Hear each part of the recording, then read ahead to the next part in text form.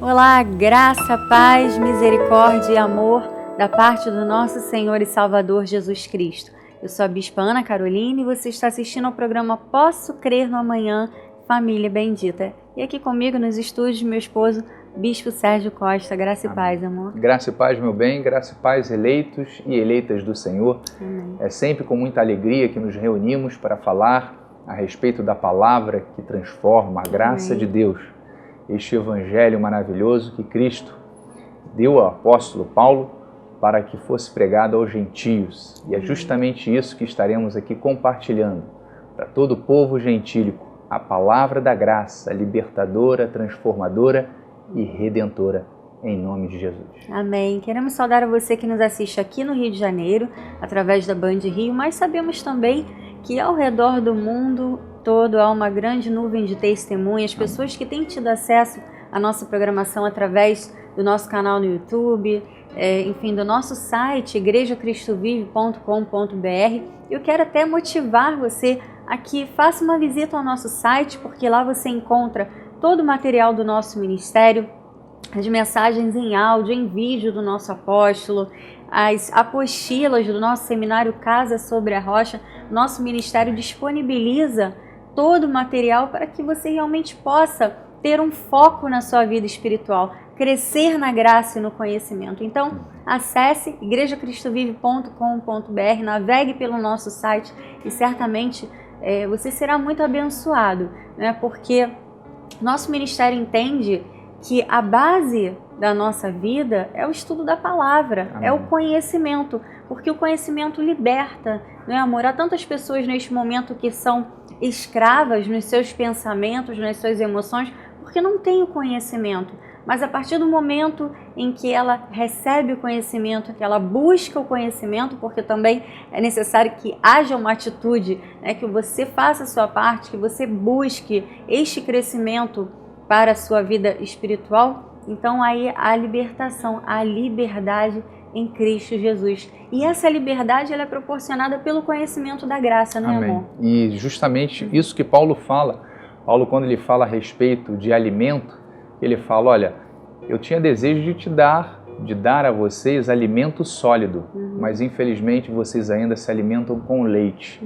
E trazendo para a base espiritual, é justamente sobre isso que nós estamos tratando. Quando você recebe o conhecimento da graça de Deus, os fundamentos da graça, que são alimentos sólidos, que revelam a sua posição espiritual em Cristo, você não passa mais a se alimentar de leite, ou seja, você não passa mais a ser um neófito, uma pessoa nova que não tem bases, conhecimentos aprofundados profundo a respeito da revelação do Evangelho da graça de Deus, dado através de Cristo para o apóstolo Paulo, revelar ao seu povo, revelar aos gentios, aqueles que não tinham acesso a esta herança. Então, quando nós nos aprofundamos, criamos raízes profundas, nós, primeiramente, reconhecemos a nossa posição espiritual. Isso faz toda a diferença do cristão. Com certeza, porque há muitos cristãos que não entendem essa posição. Exato. Né? Eles se veem aquém daquilo que Deus os vê, da forma como Deus os vê.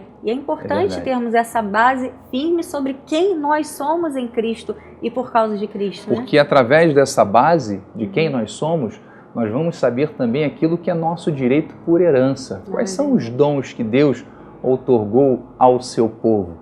São vários dons e que quando nós não conhecemos, deixamos de utilizá-los. Então veja, é como aquela pessoa que ganha um bilhete para um cruzeiro, mas não sabe que lá está incluído toda a parte de refeições, dormitórios, e aí ela fica pensando, não, vou levar uma marmita, vou levar um pouquinho de comida porque vai que eu sinta fome. Quando na verdade tudo já está incluído. É a mesma coisa o cristão quando não conhece as suas bases, não conhece a sua posição espiritual.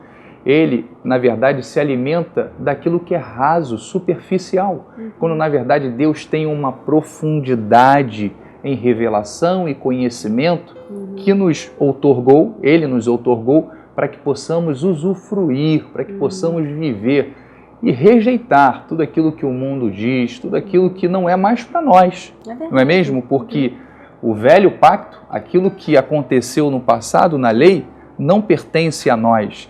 Há um pacto superior de melhores e superiores promessas para o povo de Deus e é justamente isso que nós temos que nos apropriar.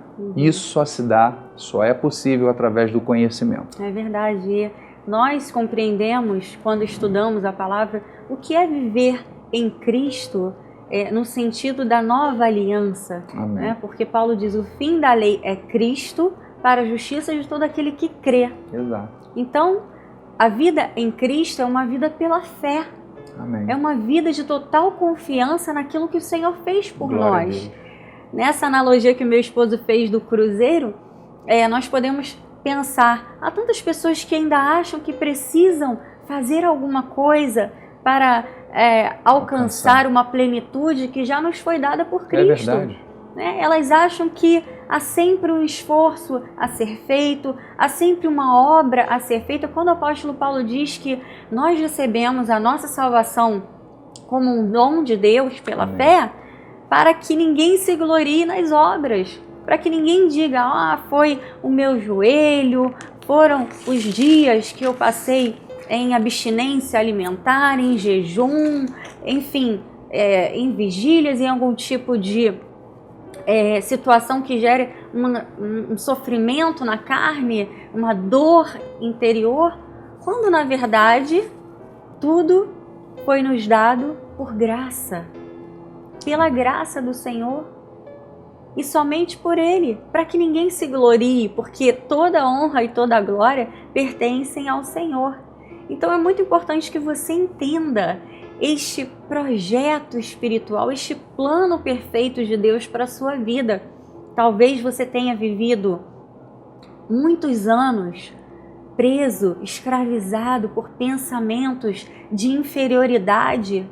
Sabe, aquele pensamento que vem, aquele dardo na mente, eu não sou digno, eu não mereço, eu preciso sofrer para que Deus me dê algo, eu preciso sofrer para ser aperfeiçoado. Amor, me assusta um pouco, e nós compartilhávamos isso esta semana, me assusta um pouco pensar que há pessoas que elas se acostumam com o sofrimento porque pensam, Deus me deu este sofrimento, Deus me deu esta dor, Deus me deu esta doença para me aperfeiçoar. Então, quanto mais Ele me faz sofrer, mais aperfeiçoado eu sou. Este é um pensamento tão distorcido, porque isso não é graça. E na verdade é uma visão de Deus deturpada. É verdade. Porque nós cremos que na plenitude de Deus, na divindade de Deus que se manifestou em Cristo, nós podemos entender essa relação entre Deus e o seu povo e os seus filhos como um Deus bondoso. Não é esse Deus castigador, esse Deus que quer ver o seu povo sofrer para fazer com que eles se tornem pessoas melhores. Não. Deus, através de Jesus Cristo, se manifestou como um Deus bom, como um pai, um paizinho querido, que no original se chama Abba, que significa papai. É um pai de amor, ou seja, o relacionamento que Jesus sempre nos mostrou foi de um filho que ama o seu pai e que é amado pelo seu pai. Então veja que este é o relacionamento que nós temos que ter com Deus. Não achar que vamos ter que sofrer para alcançarmos algo, não, mas servimos a um Deus maravilhoso, que é Pai de amor, que independente daquilo que nós pecamos no passado, Ele diz que Ele não se lembra mais de nenhum dos nossos pecados. Ele fala que nenhum deles, para sempre, se lembrará. Esse é o Deus a quem servimos. Então esse mesmo Deus que se esqueceu dos pecados, que me dá a liberdade de chamá-lo de Pai, esse Deus é um Pai de amor. E Ele tem para o seu povo o melhor. Ele tem amor, Ele tem perdão, Ele nos reconciliou. Através de Cristo, diz a palavra, que fomos reconciliados, ou seja, nos unimos de novo a Deus. Havia uma separação e a partir da morte de Cristo, passamos a ter acesso direto a Deus novamente. Então vejamos que o relacionamento e a forma que eu enxergo Deus é como um Pai de amor, é como um Deus que me ama com amor eterno, ao ponto de morrer, ou entregar o seu Filho, morrer por mim, para que eu não precise mais sofrer, Ou seja, para que eu creia que a minha salvação não é segundo o meu mérito próprio, que a minha salvação não é segundo as minhas obras, não é segundo, né, o joelho ralado, é o subir no monte, é o jejuar, é fazer todas aquelas práticas que faziam parte, né, da lei. Mas hoje em dia, na verdade, nós temos que crer que é através do quê? Da fé, da graça. É através de nós confessarmos que por Cristo Jesus alcançamos todas as bênçãos. Não precisamos mais pagar o preço, não precisamos mais sofrer para termos aquilo que é nosso direito. Amém. Ou seja, não é por mérito. Sim, e amor, o que eu penso é que as pessoas, elas têm muita dificuldade em entender os momentos da Bíblia, né? As pessoas, elas se confundem porque elas pegam passagens do Velho Pacto, situações que aconteceram, não conseguem extrair a graça dali. Elas querem comparar as suas vidas com aquelas situações que aconteceram e não entendem que quando Jesus chega, né, diz João, todos nós, João capítulo 1, versículo 16, todos nós temos recebido da sua plenitude graça sobre graça. Então, a partir do momento em que Jesus chega, começa um novo momento espiritual na vida dos seus filhos. E quando ele morre, né, tudo é consumado. Ele diz, olha, agora tudo está consumado. O plano perfeito de Deus, agora ele vai ser concluído com a morte, o derramamento do sangue do Cordeiro perfeito que nos remiu, nos lavou, nos purificou. E as pessoas ficam presas, às vezes, a situações que estão no Velho Testamento, que, é claro, servem de exemplo, servem muitas vezes de motivação para a nossa fé, mas nós precisamos ter revelação. Né? Como eu vejo algumas pessoas falando, por exemplo, o livro de Jó, não é? Eu estou sofrendo porque... Mas veja Jó perdeu tudo, então Deus está fazendo comigo o que fez com Jó. Deus tirou tudo, matou os seus filhos, fez com que ele perdesse todos os bens, permitiu que o inimigo tocasse nele, né? Porque é isso que fala no livro de Jó, que o inimigo pediu permissão a Deus para tocar nele. E as pessoas ficam muito confusas. Não, mas Jó passou e eu estou passando também, então é algo que Deus está, um castigo de Deus na minha vida. Deus quer que eu perca tudo, Deus quer que eu seja moído, que eu seja, enfim, que eu sofra para que eu seja alguém bom. Amados, esse não é o pensamento da graça de Deus. Entenda que há momentos, nós estamos vivendo a nova aliança, graça sobre graça. E neste momento da nova aliança, o que Jesus disse? Ele disse assim, olha, no mundo vocês vão ter aflições. É claro, nós vivemos num mundo que jaz no maligno, estamos sujeitos a várias situações, mas ele disse, tem de bom ânimo, porque eu venci no mundo. Ele não falou assim, olha, eu vou dar sofrimento para vocês neste mundo, eu vou fazer com que vocês se aperfeiçoem através do muito sofrimento, da dor, para que vocês sejam da forma que eu quero que vocês sejam. Não foi isso que ele disse. Ele disse, olha, vocês vão passar por situações difíceis? Vão, vocês estão no mundo, né? Somente na glória nós vamos viver a perfeição. Mas ele disse, tem de bom ânimo, eu venci o mundo. E o que eu entendo desse tem de bom ânimo? Eu entendo que ao passarmos por situações difíceis, nós temos que tomar posse da confiança, da fé no Senhor e colocar em prática esta fé, a certeza da vitória, a confissão em linha com a palavra do Senhor, a declaração daquilo que nós cremos. Nós somos vencedores. O que o apóstolo Paulo falou? Olha, eu passei por tantas situações difíceis. Ele passou e ele disse o quê? Em todas essas coisas nós somos mais do que vencedores. Ele não disse, Deus me feriu, me puniu, ele queria, sabe, me massacrar para que eu alcançasse alguma coisa. Não. Esta visão é uma visão distorcida de quem Deus é. Jesus disse assim, olha, se vocês que são maus, vocês sabem dar boas coisas aos filhos de vocês, quanto mais o Pai Celestial dará boas coisas aos que lhe pedirem. O nosso Deus é bom. O nosso Deus é amor. E se nós, que somos humanos, queremos o melhor para os nossos filhos, qual é o pai que quer ver o filho sofrendo? É verdade. Qual é o pai que se alegra em ver um filho doente, um filho sofrendo, um filho chorando? E nós somos humanos. Quanto mais o nosso Deus. Ele quer a nossa alegria, Ele quer a nossa felicidade. E é claro que muitas vezes as situações, elas são resultados das nossas próprias atitudes. Paulo fala sobre isso aos Gálatas. Ele diz, olha, aquilo que o homem semear, isso também ceifará. Então veja que existem as consequências das minhas atitudes, as minhas decisões, elas determinam aquilo que eu vou receber. Minha vida é uma sementeira, querendo ou não, é uma sementeira. Se você semeia coisas boas, você vai colher coisas boas. Isso não significa que você não vai passar por tribulações, né? Mas o fato é que aquilo que você semeia é aquilo que você deseja colher. Então, muitas vezes, as consequências daquilo que a pessoa está vivendo no momento tem relação com aquilo que ela fez, com aquilo que ela semeou. Às vezes é uma atitude errada, não significa, às vezes é uma situação, né? E que até não, mesmo física no seu corpo, uma falta de cuidado. O que não significa que seja um castigo de Deus. Sim, não, claro. O que você acabou de falar. Se eu me alimento mal, consequentemente, eu vou estar atraindo para o meu corpo, né, consequências na minha saúde.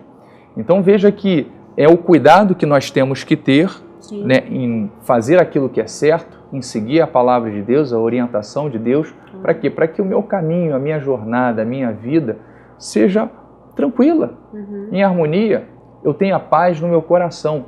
Mas lembrando sempre que aquilo que Deus tem para mim é sempre o melhor. É desta forma que nós cremos. Deus tem sempre o melhor.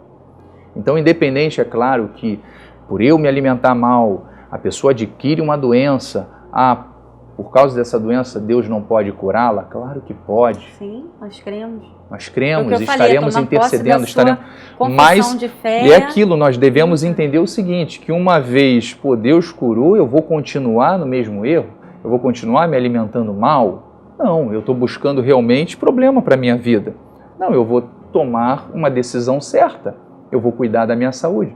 Então veja que nós temos, sim, que pensar em Deus como aquele que tem sempre o melhor para nós. Amém. Né? Ainda que o melhor, né, não significa que seja aquilo que eu quero, porque às vezes também aquilo que você quer não está dentro do plano de Deus, não está dentro da vontade de Deus. Mas quando eu falo que tem o melhor, Deus tem o melhor, é porque a sua palavra diz isso. Ele fala que a vontade de Deus ela é boa, ela é agradável e ela é perfeita. O que não significa que seja aquilo que às vezes nós queremos. Deus ele responde, sempre responde, até mesmo com não. Né? Quando você pede uma coisa para Deus e Deus não faz e as coisas não acontecem, e Deus já está falando, olha, não é esse caminho, não é essa direção, não é essa decisão. Eu tenho coisas superiores e melhores. Aquieta o coração, confie, descanse, busque essa direção. Deus fala todas as vezes que pedimos, clamamos, suplicamos a Deus, Deus se revela. Mas temos que ter esta consciência. Aquilo que Deus tem para o seu povo, e você faz parte deste povo, é o melhor. Não aceite nada, absolutamente nada, que vá contra a essência de Deus. Não é mesmo? Sim, e quando a pessoa entende desta forma, Deus tem o melhor para mim, eu quero o melhor porque é meu direito. Mais uma vez eu quero falar sobre isso porque eu sei, amor, que há muitas pessoas que não se sentem dignas. E muitas vezes elas não têm o melhor de Deus porque elas não se sentem merecedoras. Elas não se veem dessa forma, às vezes por terem cometido erros na sua vida, no seu passado, enfim, terem uma baixa autoestima, né? As pessoas não se sentem merecedoras quando Deus, Ele nos vê como merecedores. Não que na nossa carne nós mereçamos alguma coisa. Todos pecaram e carecem da glória de Deus. Então, assim, não é pela minha carne, não é por mim, por aquilo que eu fiz ou que eu venha a fazer. É pela forma como Deus me vê. É pela forma como Deus vê você.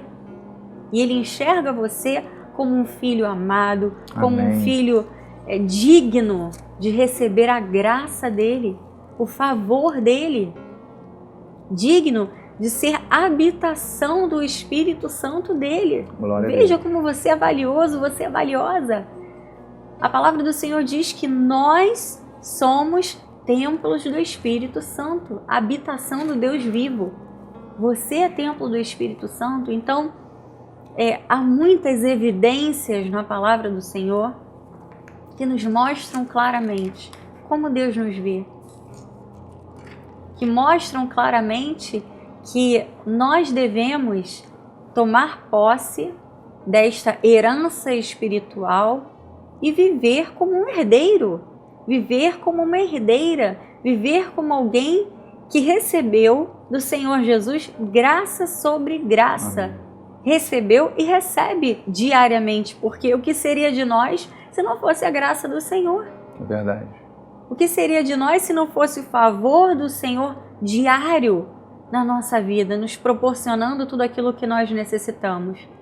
Pense sobre isso, receba isso no seu coração e comece a ter uma nova atitude de vida. Você vai ver como isso vai ter inúmeras consequências dentro da sua família, na sua vida diária, no seu trabalho, nos seus relacionamentos, porque mudando a sua postura, você vai mudar as situações ao seu redor. É verdade, meu bem. E Paulo, em Romanos 8, só para corroborar com isso que você está falando a respeito da herança, ele fala assim em Romanos 8, versículo 14: pois todos os que são guiados pelo Espírito de Deus são filhos de Deus. Amém. Então você é filho de Deus, você é guiado pelo Espírito Santo de Deus. No versículo 15 diz: porque não recebestes o espírito de escravidão, para viverdes outra vez atemorizados, mas recebestes o espírito de adoção, baseado no qual clamamos Abba Pai. O próprio Espírito testifica com o nosso espírito que somos filhos de Deus. Ora, se somos filhos, somos também herdeiros, herdeiros de Deus e co-herdeiro com Cristo. Se com Ele sofremos, também com Ele seremos glorificados. Amém. Então nós entendemos que através desta obra perfeita, por confessarmos a Cristo como Salvador, crendo que Deus o ressuscitou dentre os mortos, primeiramente nós somos salvos. E esta salvação nos dá o direito de uma herança espiritual. Amém. É a herança de sermos chamados filhos de Deus, é a herança de sabermos que os dons de Deus, as promessas de Deus, que contribuem para a vida, mas também para a piedade, são direitos nossos. Já nos foram otorgados, assim diz a palavra do Senhor. Olha, o nosso programa está chegando ao fim. São poucos minutos para falarmos de questões tão profundas, tão densas, mas olha, o nosso ministério retornou ao estudo da doutrina. Nosso apóstolo, meu pai, o apóstolo Miguel Ângelo, começou uma nova série, o estudo da palavra, o estudo profundo da doutrina, da graça de Deus, dos fundamentos da doutrina. E nós queremos que você esteja conosco no próximo domingo às 9 da manhã e às 18 horas. Nós teremos 2 grandes cultos e domingo já será a ceia do Senhor. Olha, essa semana será muito especial. No sábado nós teremos a nossa conferência jovem Avante. A partir das 9 horas da manhã você pode vir à igreja. Teremos aqui um dia glorioso. Você que é jovem, mas você que também não é jovem, já é maduro, pode estar aqui conosco. Traga o seu filho. Isso, você pode trazer outros jovens. E no domingo, às 9 da manhã, às 18 horas, 2 grandes cultos com a realização da Ceia do Senhor, este memorial que traz à nossa mente aquilo que nos dá esperança, o sacrifício de Jesus, a morte e a ressurreição dele. Amém. Rua Maricá, 320, Campinho. É o nosso endereço, nós temos toda a estrutura, estacionamento fechado, estrutura de escola bíblica para crianças, berçário, enfim. Você pode vir celebrar a Deus com a sua família aqui no nosso ministério. A Igreja Cristo Vive é a sua cidade de refúgio. Amém? Quero agradecer ao meu pai, ao apóstolo Miguel Ângelo, a bispa Rosana, por mais essa oportunidade. E você que nos acompanhou, que esta palavra tenha caído no seu coração como uma boa semente cai na terra fértil. Ela vai germinar e vai frutificar em nome de Jesus. Amém? Tenham todos um excelente final de semana e até o próximo programa em nome de Jesus. Graça e paz. Graça e paz.